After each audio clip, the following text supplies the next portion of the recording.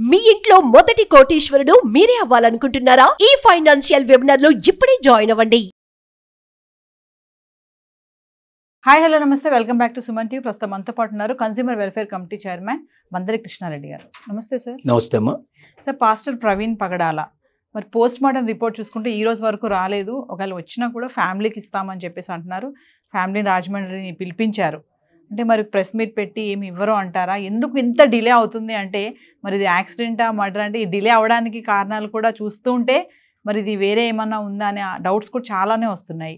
మరి ఒకసారి దీని గురించి ఏం చెప్తారు? యాక్చువల్గా పోస్ట్ మార్టం రిపోర్ట్ ఎప్పుడూ వచ్చిందమ్మా, కానీ ఎందుకు దాన్ని డిస్క్లోజ్ చేయడం లేదంటే ఇది మతాల మధ్య వైరం లాగా ప్రయత్నం. కొంతమంది దీన్ని ఆ రకంగా రాజకీయ నాయకులు, మత పెద్దలు దీన్ని మతాల మధ్య సంఘర్షణగా చిత్రించే ప్రయత్నం చేస్తూ ఉన్నారు.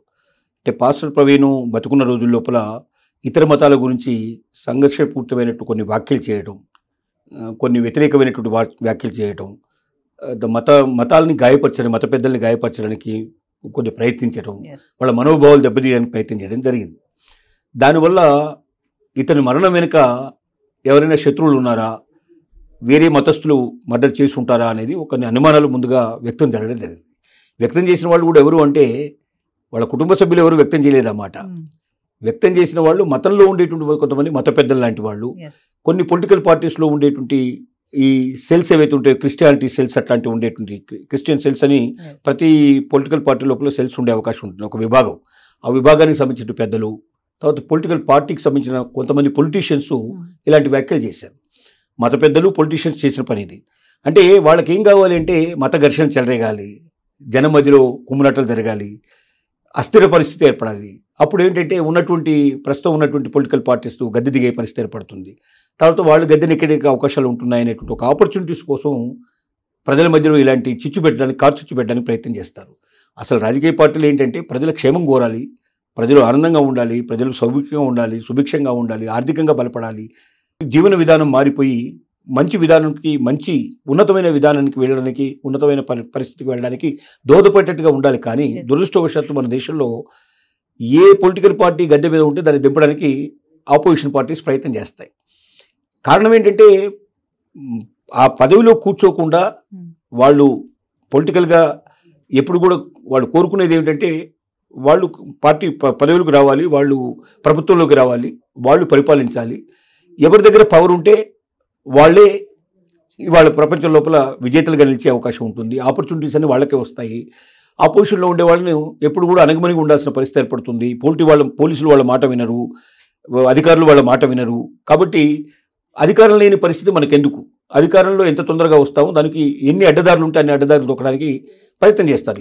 ఈ పార్టీ ఆ పార్టీని కాదు, దేశంలో ఉన్న పార్టీలన్నీ ఆ ప్రయత్నంలోనే ఉంటాయి సహజంగా. ఇందులో ఏ పార్టీకి మనం మినహాయింపు ఇవ్వాల్సిన అవసరం లేదు. అంటే పొలిటికల్ పార్టీ అంటే వీలైనంత తొందరగా వాళ్ళు ప్రభుత్వంలోకి రావాలి, రాజ్యాధికారం చేతబట్టాలి, అధికారం చలాయించాలి. దీన్నే ప్రధానంగా తీసుకుంటున్నారు.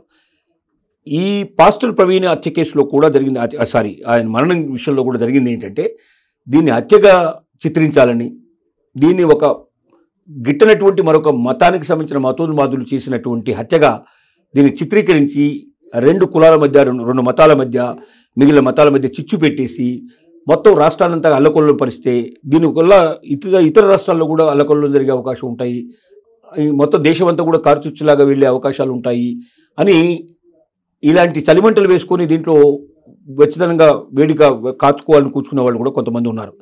ఇలాంటి వాళ్ళు చేసిన ఈ ప్రయత్నం వల్ల కొంచెం దాన్ని రప్చర్ అయ్యే పరిస్థితి ఏర్పడిందని, వీలైనంత వరకు దాన్ని ప్రజల మధ్యలో రానివ్వకుండా ఉండాలనే ఉద్దేశంతో పోస్ట్ మార్టం రిపోర్టుని బహిర్గతం చేయలేదు. నెంబర్ 1. నెంబర్ 2 ఏంటంటే వాళ్ళ కుటుంబ సభ్యులకి ఆ ఇన్ఫర్మేషన్ ఇవ్వడానికి ఉద్యుక్తం అవుతున్నట్టుగా తెలుస్తోంది. వీలైనంత తొందరగా కుటుంబ సభ్యులు పిలిచి వాళ్ళకి పోస్ట్ మార్టం రిపోర్ట్లో ఏముందో ఎక్స్ప్లెయిన్ చేయాలనే ఆలోచన వాళ్ళకు ఉంది. ఇప్పటికే ప్రవీణ్ గారి భార్య ఆవిడ ముందుకొచ్చి స్టేట్మెంట్ ఇచ్చి మొత్తం ప్రెస్ మీట్ పెట్టి ప్రజలందరికీ విజ్ఞప్తి చేసింది. ఇది ప్రభుత్వం మీద మాకు నమ్మకం ఉంది, పోలీస్ డిపార్ట్మెంట్ మీద నమ్మకం ఉంది, వాళ్ళు ఎంక్వైరీ చేస్తున్నారు, పూర్తి రిపోర్ట్ వచ్చేదాకా మీరు ఆగండి. అవి బయట పెట్టినప్పుడు నిజంగా దాంట్లో ఏమైనా జరిగితే మనం స్పందించడం తప్ప అది ఏమీ లేకుండా చేయటానికి వీల్లేదు. ఎవ్వరు కూడా దీని లోపల ఈ మరణాన్ని గురించి మాట్లాడొద్దు, దీన్ని హత్యనో మరొకటనో చిత్రించే ప్రయత్నం చేయొద్దు. సహజంగా పోలీసు వాళ్ళు చేయవలసిన పద్ధతిలో వాళ్ళు చేసేటువంటి ఎంక్వైరీ అన్ని పూర్తి చేయనియండి. టోటల్గా ఫైనల్ రిపోర్ట్ వచ్చేదాకా వెయిట్ చేయాల్సిన అవసరం ఉంది. మేము అందరినీ కోరుతున్నాము. మా ప్రవీణ్ గారికి కూడా ఏ మతం మీద ఆయనకి అసహ్యం ఉండేది కాదు, ఏ మతాన్ని ఆయన విద్వేషించేవాడు కాదు. ఎప్పుడైనా తొందరపడి ఒకటి రెండు మాటలు ఏమైనా మాట్లాడితే మాట్లాడుండొచ్చు తప్ప దాని అర్థం సహజమైనటువంటి ఒక ఉచికత్వ విమర్శ తప్ప ఒక ద్వేషపూరితమైనటువంటి విషయం కాదు. ఇంకొక మతాన్ని అట్లా ద్వేషించేటువంటి పరిస్థితి ఆయనకి ఎప్పుడు లేదు అనే విషయం ఆవిడ నొక్కి ఒక్కారించింది. అలాగే బ్రదర్ కూడా, వాళ్ళ ప్రవీణ్ గారి బ్రదర్ కూడా ముందుకొచ్చి ప్రజలకు విజ్ఞప్తి చేయడం జరిగింది. ఇది మా కుటుంబానికి సంబంధించిన విషయం, మేము మాత్రం చూసుకుంటాం దీన్ని, మీరెవరు దీంట్లో జోక్యం చేసుకోవాల్సిన అవసరం లేదు. మాకు పూర్తిగా ప్రభుత్వం మీద నమ్మకం ఉంది, పోలీస్ డిపార్ట్మెంట్ మీద నమ్మకం ఉంది. వాళ్ళ సహచర్యంలో మొత్తం ఎంక్వైరీ అంతా చేసి సీసీ కెమెరాలని పరీక్షిస్తున్నారు, సీసీ కెమెరాల నుంచి వచ్చే ఫుటేజ్ అంతా తీసుకుంటున్నారు. పూర్తిగా హైదరాబాద్లో బయలుదేరిన ప్రవీణ్ రాజమండ్రి చేరులో మధ్యలో ఏం జరిగిందనే విషయాన్ని పూర్తిగా వాకప్ చేస్తున్నారు. కాబట్టి అప్పటిదాకా ఎవరు తొందరపడకూడదు, ఎవరు దీని గురించి కామెంట్ చేయకూడదు, ఎవరు మాట్లాడకూడదు. మేము అందరికీ విజ్ఞప్తి చేస్తున్నామని చేతులెత్తి నమస్కారం పెట్టి ఆయన విజ్ఞప్తి చేయడం జరిగింది. కుటుంబ సభ్యులే అంత స్వచ్ఛంగా చెప్పినప్పుడు బయట వాళ్ళు దాని గురించి మాట్లాడడానికి అర్హత లేదు వాస్తవంగా. ఎందుకంటే ఒక వ్యక్తిని పోగొట్టుకున్న కుటుంబం బాధపడే బాధ కన్నా బయట వాళ్ళ బాధ ఎక్కువ కాదు అసలు వాస్తవంగా. అందువల్ల ఎవరు కూడా తొందరపడి దీని గురించి కామెంట్ చేయకూడదని ఒక ఉద్దేశం. రెండోది, సీసీ కెమెరాల్లో కొత్త విషయాలు చాలా వెలుగులోకి వచ్చాయి. ఒకటి, జగ్గయ్యపేట దగ్గర తెలంగాణకి ఆంధ్రకు బార్డర్ ఉండే ప్లేస్లో అతను యాక్సిడెంట్ అయ్యి కింద పడ్డట్టుగా ఒక సీసీ కెమెరాల దృశ్యం కనబడింది.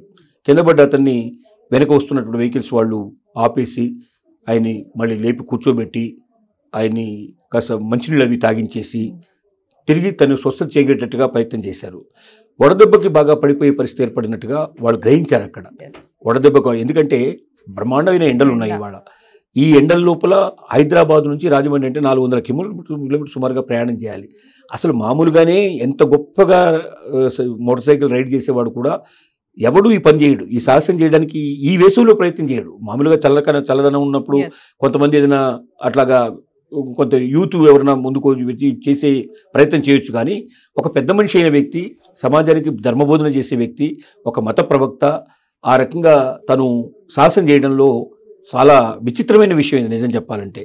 ఎందుకంత సాహసం చేశాడో తెలియదు. ఎందుకంటే ఒక బస్ ఎక్కినా, ట్రైన్ ఎక్కినా, లేదా ఫ్లైట్ ఎక్కినా అతనికి ఆ సమర్థత ఉంది, ఆ శక్తి ఉంది, అతనికి అవకాశాలు కూడా ఉన్నాయి. కానీ మోటార్ సైకిల్ మీద ఎక్కువ బైక్ మీద రైడ్ చేసేటువంటి తత్వం ఉన్న వ్యక్తి కాబట్టి మరి ఒకవేళ హెల్మెట్ పెట్టుకున్నా అది కూడా వేడెక్కిపోయే పరిస్థితి ఏర్పడుతుంది ఏం చెప్పాలంటే ఎండలో.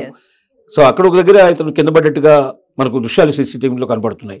అలాగే రాజమండ్రికి దగ్గర కూడా ఒక యాక్సిడెంట్ అయినట్టుగా ఒకసారి, ఎందుకంటే అతను లైట్ లేకుండా ప్రయాణం చేశాడనే విషయం మనకు అర్థమవుతుంది. అర్ధరాత్రి, దాదాపు రాత్రి చీకట్లు పడిన తర్వాత, అర్ధరాత్రి కాకపోయినప్పుడు చీకటి పడిన తర్వాత అతను ఆ నేషనల్ హైవే మీద వేల కొద్ది వాహనాలు విపరీతమైన స్పీడ్లో ప్రయాణం చేసేటువంటి ఆ రోడ్ల మీద ఏమాత్రం కూడా లైట్ లేకుండా ఒక బైక్ మీద ప్రయాణం చేయడం అనేది పెద్ద సాహసంతో కూడుకున్న పని. ఏ చిన్న గులకరాయి తగిలినా కింద పడే పరిస్థితి ఏర్పడుతుంది. అతను ఎలా పడ్డాడో తెలియదు. రాజమండ్రి కన్నా ముందు కూడా అతనికి ఒక దగ్గర యాక్సిడెంట్ అయినట్టుగా మనకు తెలుస్తోంది. వీటన్నిటి ఫలితంగా అతను రాజమండ్రి దాకా చేరడమే చాలా ఆశ్చర్యకరమైన విషయం. అతను కింద పడ్డాడు కాబట్టి 100కి ఎక్కువ భాగం ఆలోచిస్తుంది. అంటే ఫైనల్ రిపోర్ట్ రాలేదు కాబట్టి మనమేమి జడ్జిమెంట్ ఇచ్చేటువంటి పరిస్థితిలో మనం ఉండం. మనకు అందుతున్నటువంటి సమాచారాన్ని బట్టి, సీసీ కెమెరాల్లో అందినటువంటి దృశ్యాలని బట్టి, దీనికి సంబంధించినటువంటి ఎక్స్పర్ట్స్ చెప్తున్న కొన్ని వెలుబుచ్చినట్టు అభిప్రాయాలని బట్టి మనకు అర్థమవుతుంది అది హత్య కాకపోవచ్చు. అది సహజంగా అతను జరిగినటువంటి చిన్న చిన్న యాక్సిడెంట్లు ఈ టైంలోనే, తర్వాత వడదెబ్బ ఇవన్నీ కూడా నుంచి చివరికి రాజమండ్రికి చేరుకున్న సమయానికి అతను ఇంకా ముందుకు వెళ్ళలేని పరిస్థితుల్లో ఫైనల్గా కింద పడిపోవడం, తూరి కింద పడిపోవడం లాంటివి జరిగి ఉంటాయి. తత్ఫలితంగా అంతకుముందు జరిగిన దెబ్బలు ఎక్కడ కనబడుతున్నాయి కాబట్టి ఆ దెబ్బల వల్లే ఆ దెబ్బలు తర్వాత ముందే జరిగినవి. పడిపోయే టైంకి పెద్దగా ఏమీ లేదు, ఎందుకంటే పక్కనే పడిపోయాడు కాబట్టి, రోడ్డు పక్కనే పడిపోయాడు కాబట్టి ఉండకపోవచ్చు అనేది ప్రస్తుతానికి అనిపిస్తున్న విషయం. వాస్తవమైనటువంటి రిపోర్ట్ బయటకు వచ్చిన తర్వాత సీసీ కెమెరాలతో మొత్తం టోటల్గా ఫుటేజ్ అంతా బయటికి తీసి ప్రత్యక్షంగా ఏం జరిగిందని పోలీస్ డిపార్ట్మెంట్ మొత్తం ఎక్స్ప్లెయిన్ చేసేదాకా మనం ఏ నిర్ధారణకి మనం రాలేము పూర్తిగా. కానీ మనకు కనబడుతున్నటువంటి దాన్ని బట్టి, మనం వినబడుతున్న దాన్ని బట్టి మనం నిర్ధారణకి ఒక మర్డర్ మాత్రం కాదేమో అన్న ఆలోచన ఎక్కువ మందికి కలుగుతుంది. దీని విషయంలోనే హర్షకుమార్ లాంటి కొంతమంది ఇక్కడ నాయకులు కూడా, స్థానిక నాయకులు కూడా, అంటే ఆయన మతానికి సంబంధించిన వ్యక్తులు, క్రైస్తవ మతానికి సంబంధించిన వ్యక్తులు కొంతమంది వెలుబుచ్చే అభిప్రాయం ఏంటంటే దీన్ని కుటుంబ సభ్యులకి మాత్రం ఇవ్వడం కాకుండా ప్రెస్ కాన్ఫరెన్స్లో అందరి ముందర వెలుగుచ్చినట్టయితే అందరికీ ఇన్ఫర్మేషన్ ఉంటుంది కదా అని చెప్తున్నారు వాళ్ళు. Yes. పోలీస్ డిపార్ట్మెంట్ ఎందుకు తొందరపడటం లేదంటే ఏమాత్రం ఇది వేరే రకంగా ఫైర్ అయితే ఫలితంగా ఎన్నో వందల వేల మందికి ఇబ్బంది కలిగి పెట్టడం, కొన్ని ప్రాణాలు పోయే పరిస్థితులు, ఇది మత యుద్ధంలాగా మారకూడదు అనేటువంటి పరిస్థితి ఉంటే చాలా జాగ్రత్తలు తీసుకుంటున్నారని మాత్రం మనకి ఇన్ఫర్మేషన్ అందుతోంది. Yes. Thank you, sir.